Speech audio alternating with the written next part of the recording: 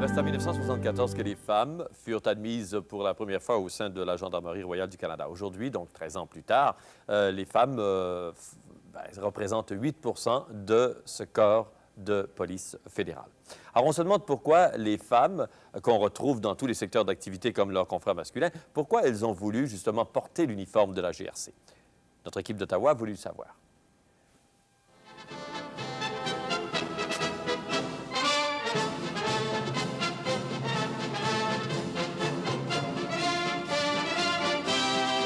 Le travail policier m'a toujours intéressée, mais j'ai aussi le goût de voyager. Puis avec la police d'Ottawa, la police provinciale, je suis limitée à la région ou la province. La GRC me donnait l'opportunité de faire un travail que j'aime dans des environnements différents, peut-être à chaque année, à chaque 2-3 ans. Julie Fauché, originaire d'Ottawa, a d'abord travaillé en Colombie-Britannique comme agent de la paix, et ce, à contrat pour la municipalité de Surrey. Maintenant, elle travaille au service de la protection des ambassades et des diplomates canadiens. Elle protège leurs résidences et leurs lieux de travail.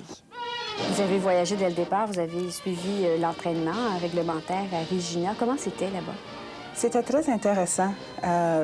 L'entraînement était varié, les cours étaient variés du côté académique autant que du côté physique. J'ai bien aimé ça.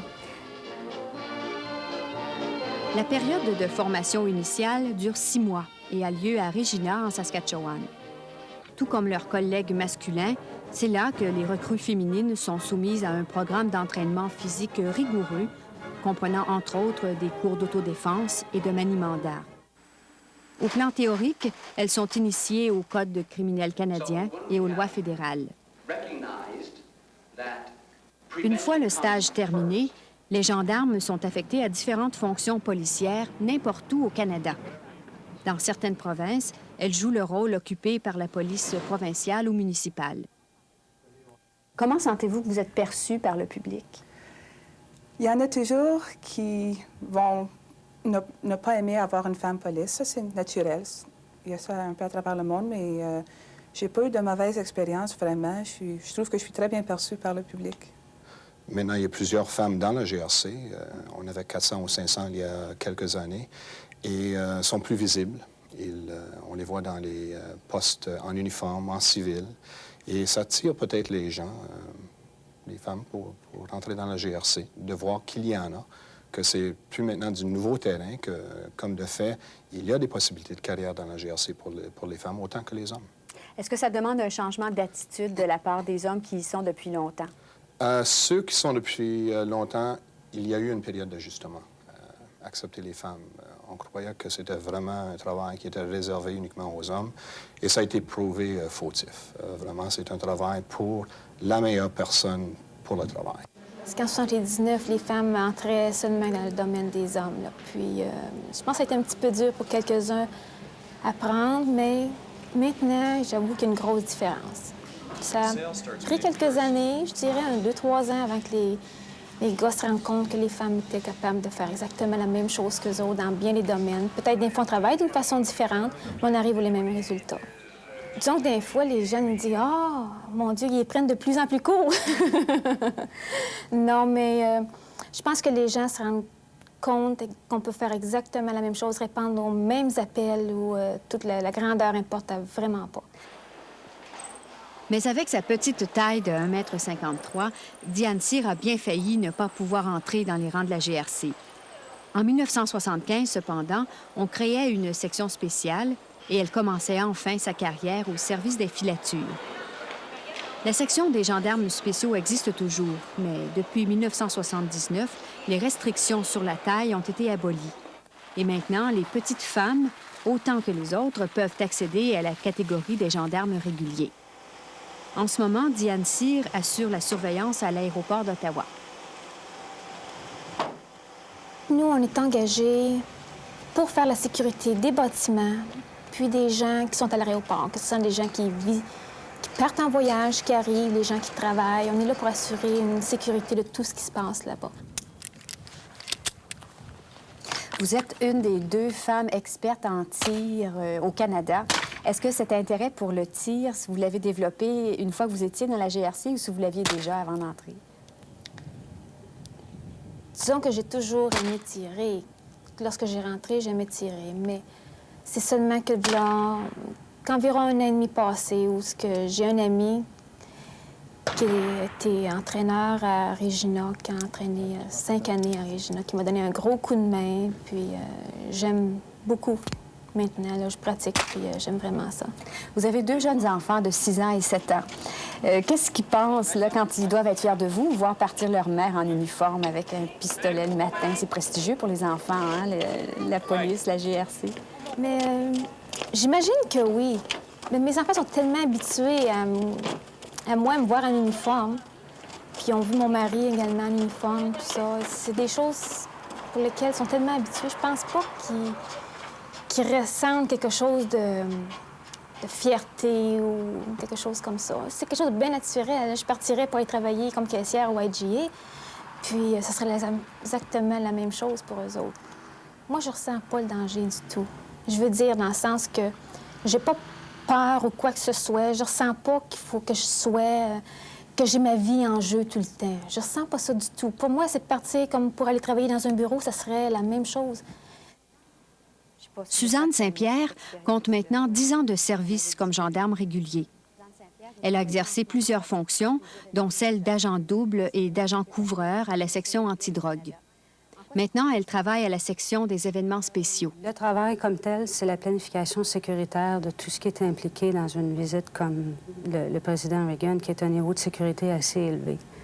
La partie dont moi je m'occupe s'appelle la logistique.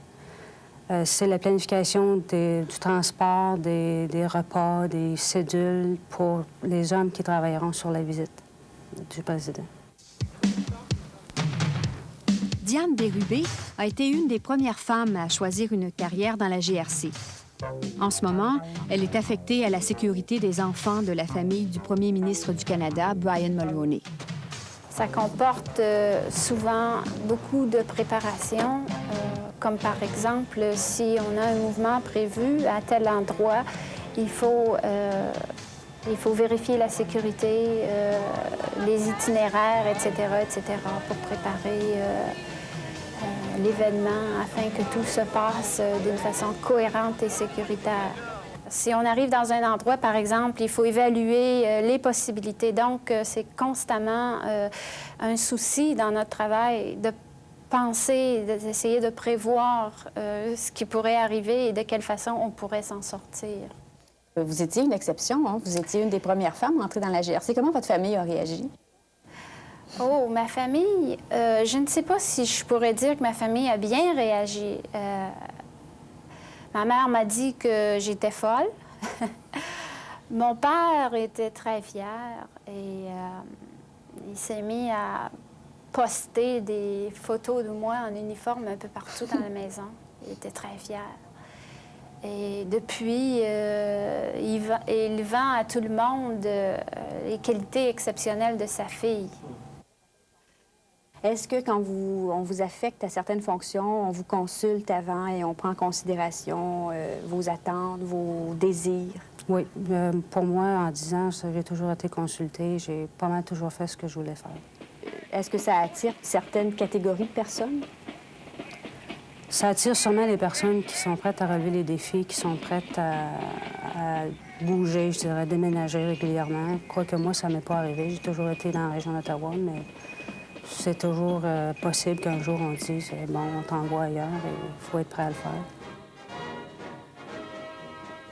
Les mutations et les déplacements d'une province à l'autre peuvent placer les femmes mariées dans des situations difficiles.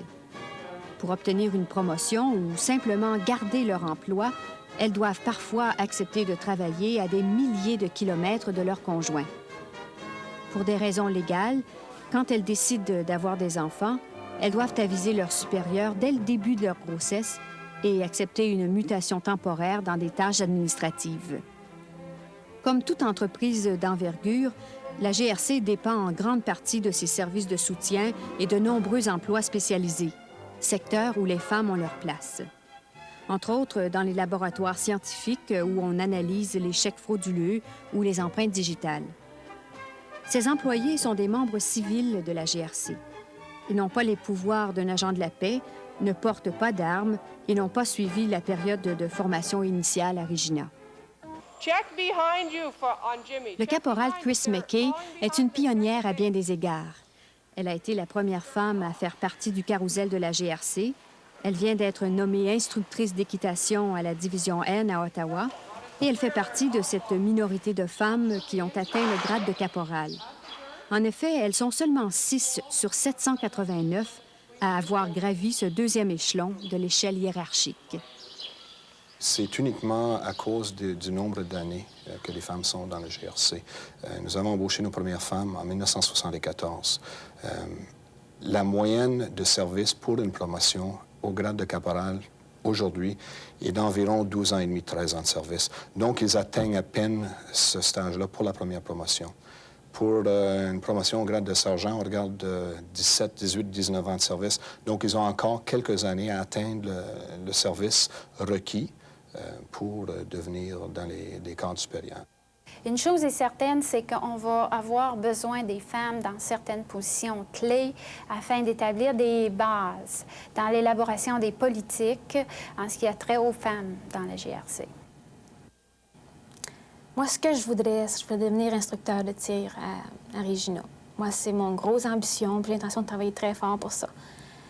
C'est à peu près tout ce que je peux voir. J'imagine que j'aurai assez d'ambition pour essayer de devenir commissaire.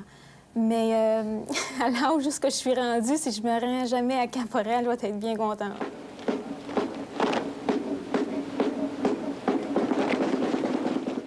Vous êtes agent d'information. Une partie importante de votre travail, donc, c'est de préserver l'image de la GRC auprès du public. Oui. Et dans la préparation de ce reportage, il a fallu prendre bien des précautions. Même que je me demande si l'image qu'on va donner va être vraiment représentative de la situation des femmes dans la GRC. Pourquoi toutes ces précautions? Pourquoi toutes les précautions? Le seul danger qu'on pourrait ressentir, c'est dans les tâches. On ne peut pas vraiment aller à la discussion approfondie de certaines tâches. Et c'est là où on a peut-être pris des précautions, s'assurer que certains sujets ne sont pas abordés, non pas parce que c'est des femmes, mais le sujet ne devrait pas être discuté en public. Comme dans toute entreprise où les femmes sont encore minoritaires et absentes des postes de pouvoir, les femmes dans la GRC doivent encore se conformer à des règles établies il y a plus de 100 ans. Celles qui sont là sont en train de défricher le terrain. Leur détermination et leur dynamisme sont peut-être en train d'apporter un peu plus de souplesse dans ce corps policier canadien, la Gendarmerie royale du Canada.